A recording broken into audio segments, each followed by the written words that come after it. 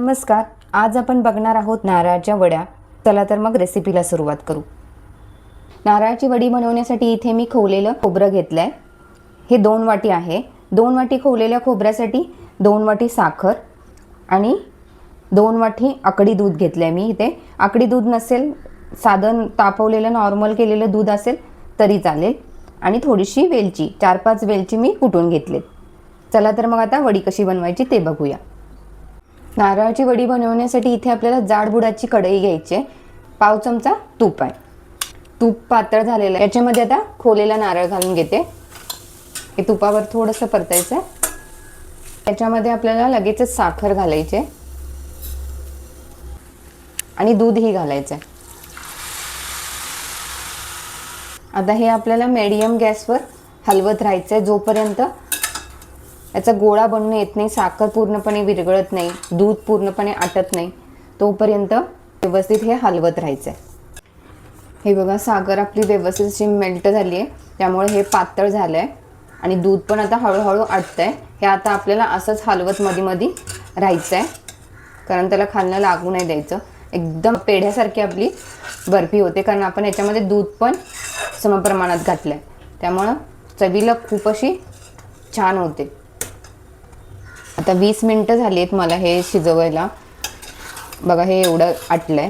जास्त आपल्याला पुढं पण घालवायचं नाही आणि पातळ पण काढायचं नाही। जास्त जरा पातळ काढलं अलीकडं तर वडी आपली एकदम मऊ होते आणि मग खराब होते। जर चांगले टिकवायचे असेल तर व्यवस्थित योग्य वेळेला काढणं गरजेचं आहे। ज्या वेळेला याचा गोळा होऊन येतो आणि असं खालून कढईतनं उचललं जातं। हे बघा, आता घट्ट होत चाललंय, खालून थोडं थोडं पांढरं होत चाललंय। असं ओळखायचं की आपली होत आली आहे वडी। अजून एक 5 मिनिटं लागणार। एका ताटामध्ये तूप लावून घ्यायचं। इथे मी ताटाला एका तूप लावून घेतलंय, कारण झालं की आपल्याला ताटामध्ये लगेचच पटकन काढून थापून घ्यायचं आहे। कधी कधी काय होतं, पटकन एकदमच पुढे जातं, तर या वेळेला तुम्ही लक्ष ठेवायचं एकदम।